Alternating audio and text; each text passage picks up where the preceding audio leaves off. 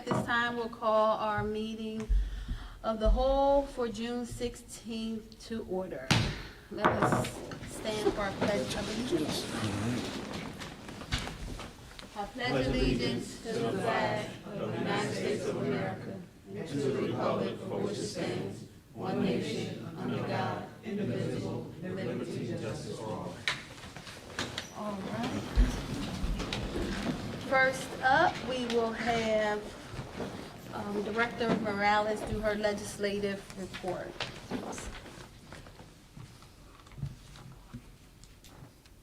One second, please.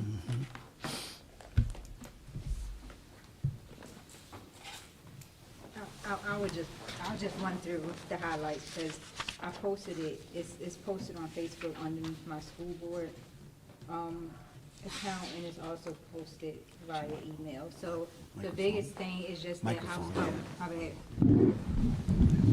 The biggest thing is that House Bill 1500 has passed the House and is in the Senate. And so House Bill 1500 is a cyber charter reform bill that would, among many things, cap the tuition rate at $8,000 per student. What that would mean for Chester Upland is a $7.4 million savings next year. So really hoping that that goes through. If you see an email from me asking you to send a letter to your senator, please just click the link. Like, you don't have to write anything, just click the link, put your name in there and send it so that we can put the pressure on them. We might end up at like a $10,000 cap, but anything is better than where we're at right now. Anything will produce savings. At a federal level, there was a action to block the dismantling of the Department of Education. So like, please, when you see things happening in the news, just wait till it's finite, because there's no reason to get up in arms about things until we know that you have to get up in arms about it. So the Department of Education is still intact as we sit here today. And that's about all the things that I want to highlight tonight, because we have the budget meeting, but please don't ignore my emails when you see them as it relates to House Bill 1500. Beautiful. All right. So now we will have a budget presentation by Ms. Gethers.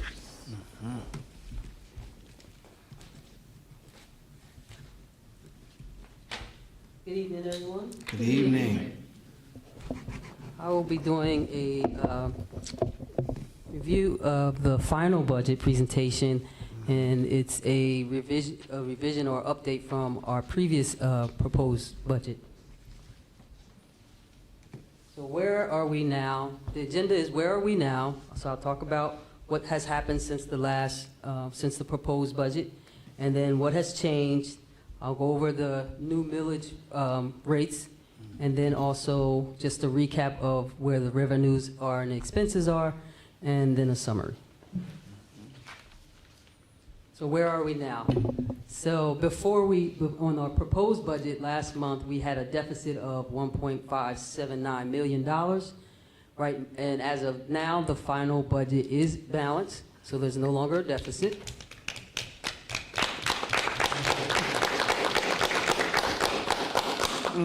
And then also the proposed maximum tax millage rate on the proposed budget was at the maximum that the index indicated, which was 6.3. Now we're at an aggregate of 3.26. So we were able to balance the budget and lower the recommended millage rate. Beautiful, beautiful, beautiful. And then also, prior to last month, so we signed a one-year contract with the Chester Upland Education Association.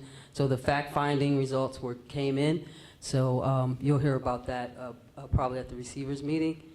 But that also stabilized some of our numbers as well. So now we know what our increase for our personnel was going to be, as well as our benefits and what that was going to look like. So some good things have happened since the proposed budget came out. So I'm just going to go through the good things that have happened. So before, as previously mentioned, the proposed budget had a deficit of 1.5. Our new final budget is 177,507,000. And so that's a variance in our revenue size of about 4.6 million, which is an increase, and I'll go through how that happened, as well as our expenditures were increased as well. However, if you look at the second section of this, the proposed budget, the millage rate was suggested that the max for Chester City was going to be 15.27, and then for the township and borough, 14.26. Right now, with the final budget, the millage rate is going to be, for Chester City, 14.49, and then for the borough and township, 13.68. What does that look like as far as your annual increase in your real estate taxes? Prior to the, on our proposed budget, we were at $113 annually for Chester City, so now it moved to $15 annually. And then also for the borough and township, we were at $150.78. Now we're at $75, which is almost half of where we started when we started doing the proposed budget. So what has happened since then? The revenue changed for several reasons. One, the proposed budget for the final budget, we considered that the budget that would be passed, the scenario that we selected was that basic education, we assumed that we would get 100% of that. We also assumed that we would get 100% of special education. And then for the ready to learn, we assumed that we would get 65%. And again, the ready to learn, the reason why we didn't assume 100%, because that is probably the most volatile portion of the state budget. So we capped that at 65% of the total ready to learn, which is about 20% of that $5 million increase. We also increased the real estate tax, which also brought about $1.1 million in revenue. And as a result of some of our personnel changes, that also equated to state assistance for the Social Security and PSERS, which that increased as well. And then for our delinquent taxes, we adjusted the delinquent tax revenue for Crozier. We re-looked at that, and it's definitely going to have an impact. So the original numbers in the proposed budget, we adjusted that. We reduced our delinquent taxes down for about $800,000.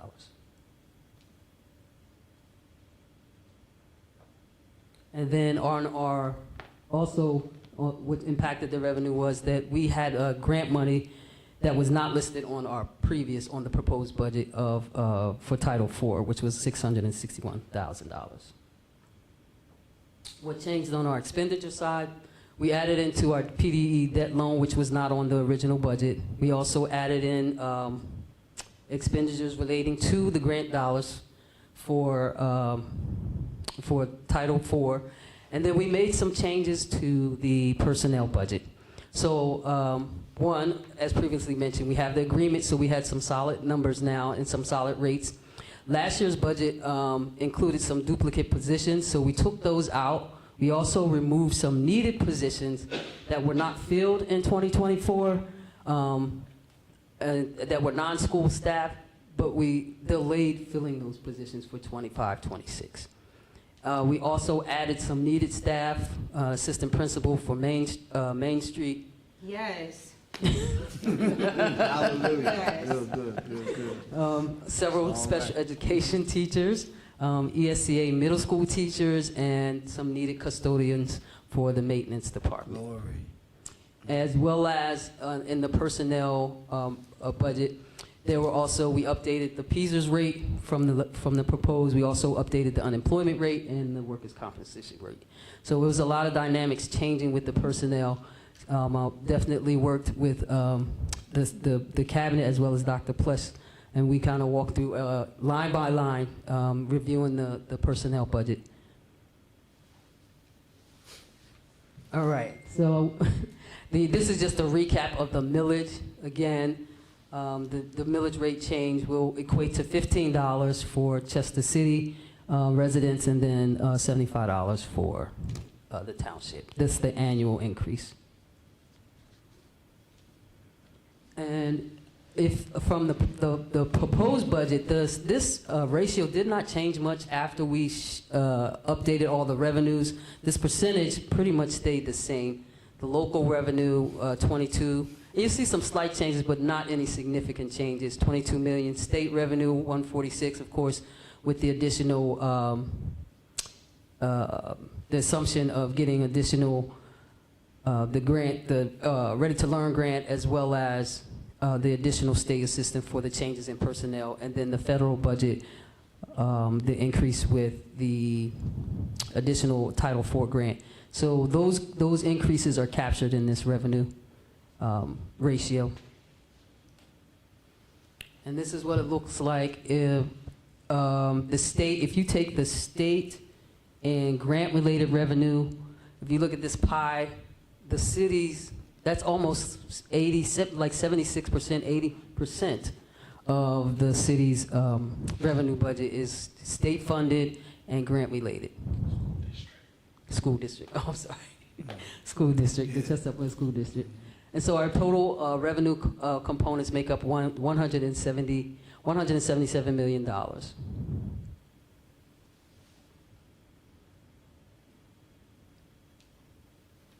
And this is a table that shows what has changed, which we previously went over on other slides, why they have changed, the assumptions that we made, and as a result of choosing the budget scenario with these assumptions in it, we were able to close the gap, the deficit, we were able to pay for the debt, and we were also able to accommodate some needed personnel changes.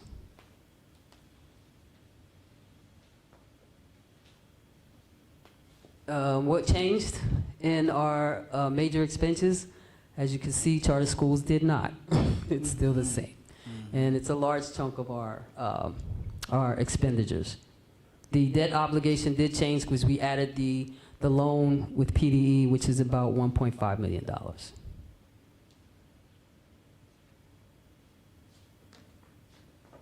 Transportation, about $7.6 million. Student support, $19.9 million, and then others, which is our utilities, legal fees, curriculum, general supplies, things like that. And that's about $9 million. So again, you can see that our expenditures, the dominant players in our expenditures, in first place is charter schools, making up about 42% of that, and then our personnel, and then student services. So just combined, again, with personnel and charter schools, you're talking about 73%. 73% of our budget. So almost 25% goes to other services. And so that bill being passed is just going to make a big significant impact on our budget. And this is a comparison from last year to this year. What has changed, as you can see, charter schools have gone up 16%, the rate. And again, that's, there's several things driving that. Of course, the rate itself, but then it's also the agreement with one of the larger charter schools will be expiring at the end of this month. And so they'll be paying the same rate that all the other charter schools pay. Personnel, again, I want to say kudos to Dr. Pless. Even with all the changes that we made, there was like a 1% increase from last year. So again, just a shout out to Dr. Pless for helping me work that out. Student services, pass-through obligations, debt, and others, transportations, all of those have declined. If you notice, our pass-through obligations are 0 this year. We're projecting that we'll be able to pay the majority of our pass-through obligations, which is a big difference from last year and the year before. So when we started, it was $15 million. yes. Wow, beautiful. I'm not like that. It's fine. I'll say it. So when we started, it was $15 million. And so we're on a good track with that. We're on a great track with our debt. We're paying our obligations on time. And our transportation has been working out very well. We're managing that much better, and working with Mr. Mosley with the transportation. So we're doing excellent work. And then also, what also is impacting here the reductions is that there's no ESSER dollars out there. And so many embedded in these numbers are capital projects and things like that that happened last year but are not happening this year, and that is due to the ESSER dollars going away in 2025, 26. And here's the budget at a glance. As you can see, we are in balance. We made some strides since the proposed budget, and so we're at $177,500,000, and it's in balance, with a slight increase in taxes. Any questions? The $15.75, what's the house value? 125,000. That was the example. So it'll be even less if your assessment for your home is less than 125,000. It'll be less, and the mean house value in the city, in the district, is 57,000. So it may be even significantly less than that. Any other questions, comments, concerns? I'd just like to make a couple quick comments. So thank you for this presentation, Ms. Gathers. I'd also like to thank PFM and Endeavor Oh, absolutely. and all of our district and school leaders who made it possible for us to get to this point today, working with the business office to present to the receiver and board. So I'd like to thank everyone who was a part of this. The others, I just wanted to make a note on the other that you talked about, that also includes professional development, which speaks to our investment in our workforce. So I just wanted to point that out. Thank you, Thank Dr. Mumi. Yep. So one last thing I would like to, this is Mr. Paul Ammon, sitting over there. He is, Paul is our accounting specialist, and Wednesday, because myself and the assistant business manager will be unavailable Mr. Paul will be presenting, Mr. Ammon will be presenting on Wednesday. So I just wanted to introduce Mr. Ammon, so it won't be your first time seeing him when he comes up here. Beautiful. Thank you. Mhm. Thank you.